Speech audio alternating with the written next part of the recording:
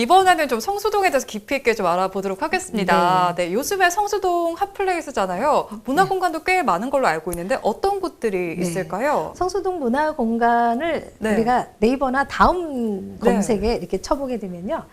정말 많이 있어요. 오, 굉장히 많죠. 네. 제가 네이버 지도에 성수동 문화공간 이렇게 치니까 수십 개의 공간들이 다 뜨더라고요. 그래서 뭐 가장 크게 뭐 기업들이 이제는 해놓은 성수 아트홀이라든지, 그다음에 뭐 디뮤지엄, 뭐 그다음에 또 작은 문화공간들로 하게 되면 뭐 대림창고, 뭐 성수연방, 뭐 에스펙토리, 뭐 그다음에 또 뷰티 관련돼 있는 기업에서도 하고 있는 뭐 공간 와디즈라든지 패션 쪽에 뭐 아더스페이스 공간도 뭐 다시 생긴 것 같고요.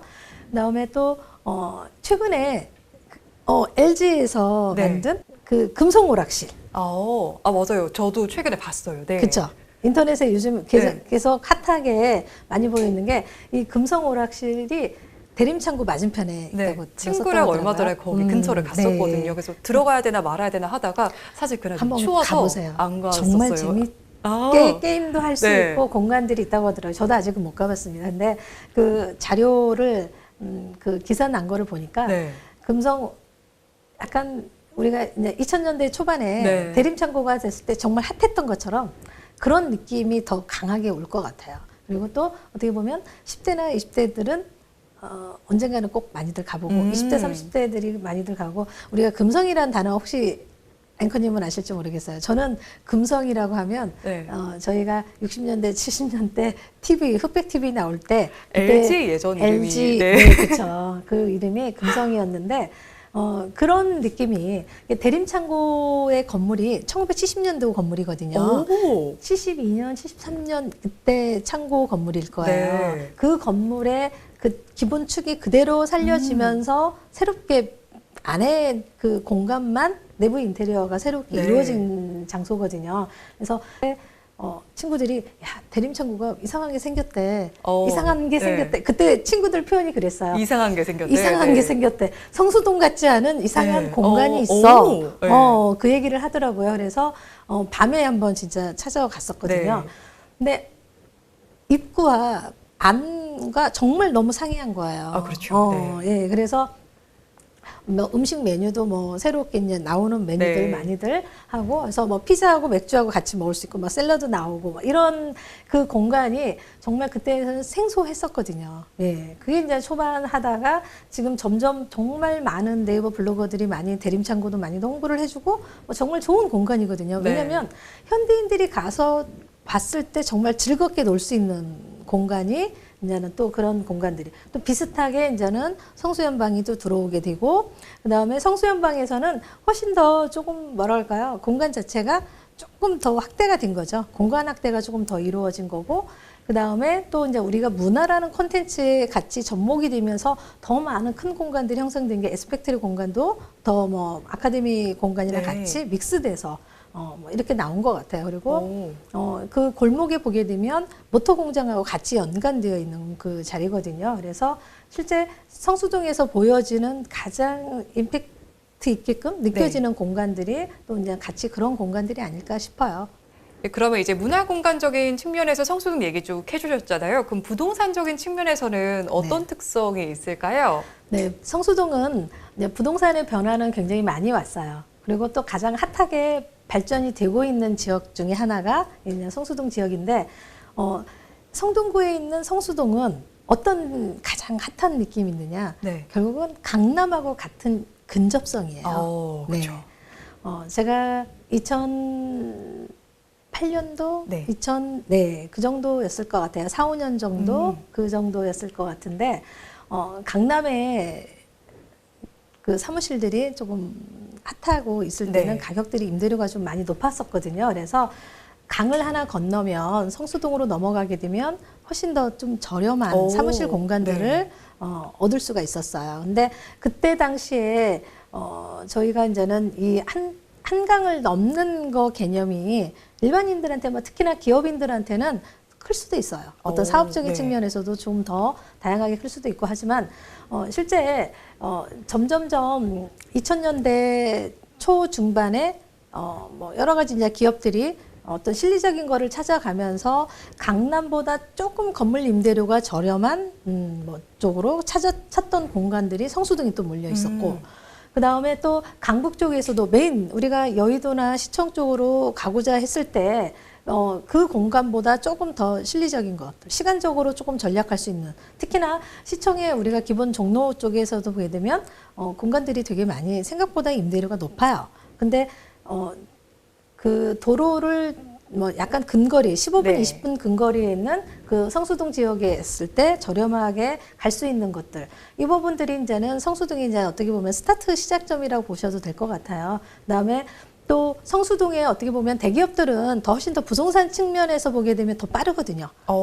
일반인들이 생각하고 있는 어떤 그 시점보다는 조금 많이 빠르게 움직일 수가 있을 것 같아요. 그래서 기본적으로 그 유니콘 기업들이 뭐 소카라든지 뭐 이런 네. 부분들이 뭐 성수동 본사를 두고 그다음 패션 유니콘에 그 관련되어 있는 이런 기업들 무신사도 많이 또 진출을 하게 되고 실제로 이렇게 보면 성수동에 있는 이런 그 대기업들이 진출이 되면서 부동산에 대한 거는 많이들 조금씩 왔고요.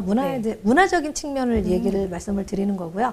우리가 실제 부동산 어떤 상업적인 공간들을 개념을 얘기를 하게 되면 성수동에 가장 핫한 거는 중공업지에 들어선 지식산업센터예요. 그래서 그 패션의 그 중공업지에 옛날 그 기존에 있었던 작은 소규모의 공장들을 그 옆에 끼고 가는 큰 네. 대형 건물의 지식산업센터가 핫하게 이슈화되면서 성수동은 더 훨씬 더 이 부동산에 대한 거가 더 강하게 들어선 것 같아요. 가치가 좀 상승을 하게 된 건가요? 그렇죠. 그래서 우리가 그 지식산업센터가 들어오기 시작한 건 2000년대 초반이에요. 네. IT 기업들이 많이들 들어오면서.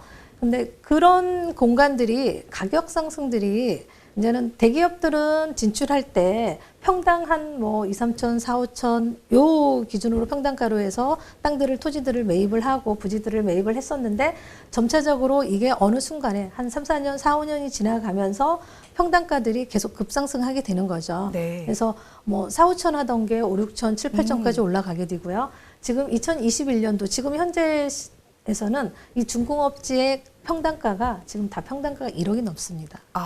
네. 뭐 제가 얘기하는 게 사람들이 뭐 그렇게 순식간에 가격이 오를 수가 있어? 네. 근데 실제로 정말 그렇게 지금 현재 부동산의 실거래가가 네. 그렇게 많이 올랐습니다. 저희가 그 건물 사옥을 짓기 위해서 네. 땅을 매입하는 그 과정에서도 작년에 이게 2020년도 이게 19년도 후반에서부터 20년대 초반 준비하고 있는 기업들이 평당가를 7, 8천 정도를 갔었어요. 그랬는데 지금 뭐 한 1년 사이, 6개월과 1년 사이에 평당가가 2, 3천이 올랐습니다. 그래서 중간에 준비하는 기업들이 멈추기도 하고, 네.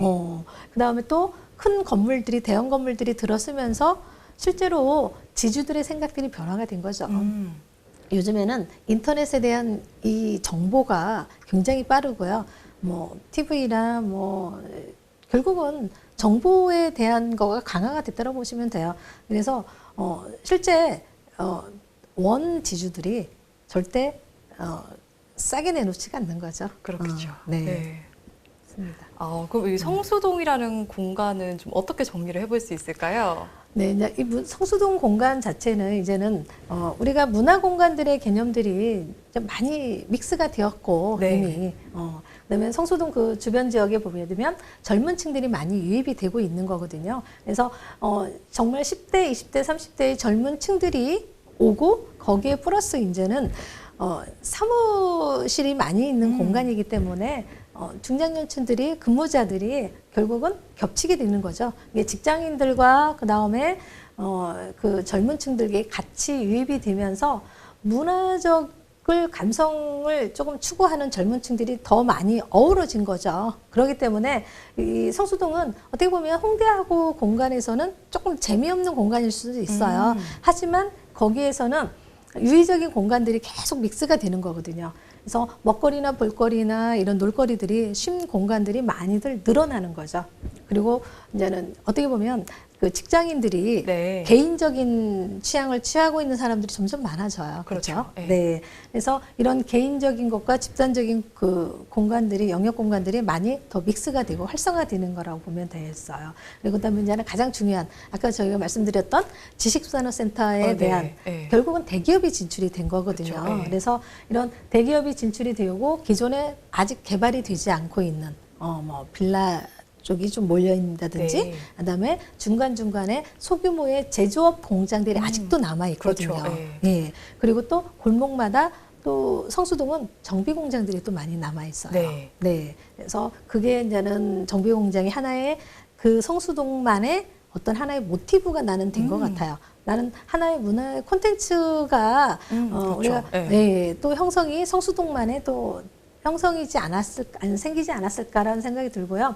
그 다음에 이제는 우리가 이제 오늘 복합문화 공간에 대한 얘기들, 문화 공간 얘기하는데, 뭐 성수동에는 뭐 기본 뭐 우리가 가장 많이 알고 있는 뭐 대림창고, 성수영방, 뭐 에스펙토리, 뮤지엄, 아트홀들이 많이들 다 믹스되어 있거든요. 네. 결국은 복합문화 공간들이 정말 더 많이 생기고 있고요. 그 다음에 이런 복합문화 공간들이 결국은 지역 경제를 더 많이 활성화를 해주는 역할을 하거든요. 그렇죠. 그리고 거기에 이제는 가장 플러스 우리가 아까 얘기했던 지식산업센터가 같이 이 부동산의 가치는 같이 맞물려서 가지 않나 저는 그렇게 생각을 하고 있습니다. 네, 오늘 이렇게 또 성수동에 대해서도 알아봤습니다. 핫플레이스로 떠오르는 공간인데 이렇게 문화 공간의 가치가 상승할수록 부동산의 가치도 상승할 수 있다라고 말을 하니까요. 놀러 가셔서 그런 부분들도 한번 짚어보시면 좋겠습니다. 오늘 말씀 여기까지 듣도록 하겠습니다. 고맙습니다. 네, 감사합니다. 네, 연말 연시입니다. 더욱더 따뜻한 시간 보내시기 바랍니다. 오늘도 함께해 주신 여러분 고맙습니다.